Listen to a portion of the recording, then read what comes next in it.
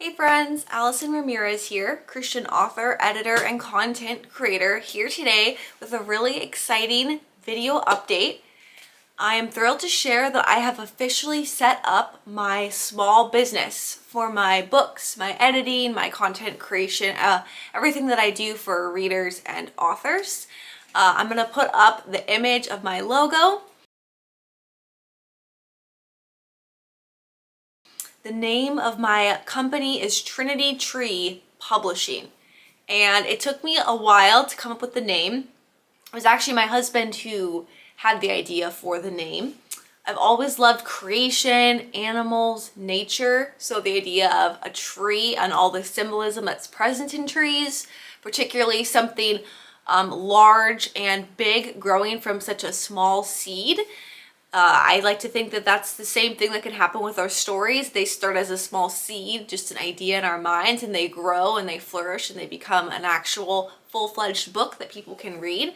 I like the symbolism of the different branches of the tree can represent a lot of different things. Could be each branch is a different way that readers are impacted by the words and the themes and the characters in your story.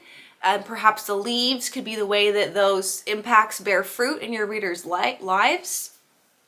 I also was thinking about the Garden of Eden and the perfection of creation at the start of time, and the tree of the knowledge of good and evil, and how our books strive to impart knowledge of good and evil through the themes, the characters, the messages of our stories. And then Trinity, I wanted something that spoke to the Christian nature of the books I write and my goals as now a small business owner to help other Christian writers in their book writing, editing, publishing endeavors. And I thought that the Trinity was a really good symbol because it is universal across all Christian faiths, is a belief in the Trinity. The belief in one God present in three persons, Father, Son, and Holy Spirit. And so I love the symbol of the Trinity. And so that kind of just came together in the name of the company. And I'm so excited to it's going to legally launch on January 1st of 2025. To start off with the new year. And I hope to continue growing my services to writers and continue to write more books. But today I wanted to walk you through the logistics of how I set up my small business in case you yourself are a writer. Maybe you're thinking about writing a book, or you've already wrote a book or two and you want to actually legalize and actually officially set up a small business, and the pros and cons of why you might want to do that. So if that's interesting to you, you can go ahead and keep watching, and we'll switch over to my computer screen. Hey friends, Allison here again. Wanted to start by showing you my YouTube page where I post all my video content.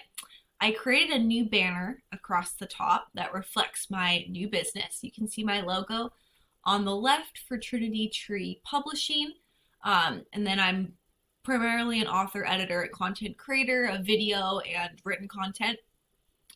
Wanting to help you write, edit, and publish your faith-based books. You can follow me on my website, my Substack author newsletter, or Instagram. But in terms of setting up a small business, it's going to look slightly different depending on your state, and whether or not you decide what sort of business structure you want to have. So I set up a sole proprietorship, which in other words is saying I'm a one woman show. I don't have any employees. It's just myself running my business.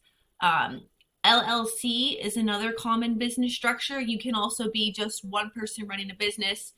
I think LLCs are also good options if you want more, like coverage of your protection of yourself for liabilities or anything like that. You get that with an LLC. And also if you're planning to have like employees or other people working for you, you'll definitely want to set that up as opposed to a sole proprietorship. But sole proprietorship was definitely the easiest. And the first thing I did, I'm from Washington State, so I'm showing you what that screen looks like in my state.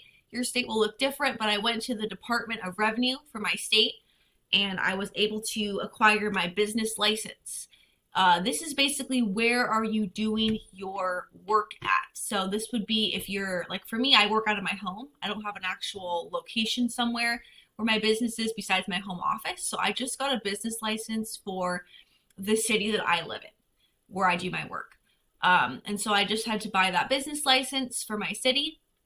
And then at the same time I filled out this application, I was able to also acquire the name that I wanted to go with. So with a sole proprietorship, your business can just be your name, first and last, or you can file for a separate name, which is called your doing business as name. And my doing business as name is Trinity Tree Publishing. So I also, when I was filling out the application, I also was able to purchase that name.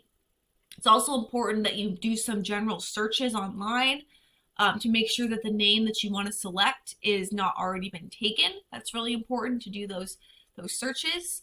And this tells you, right, whether or not you're going to be a sole proprietorship or an LLC, the process that you're going to want to go through.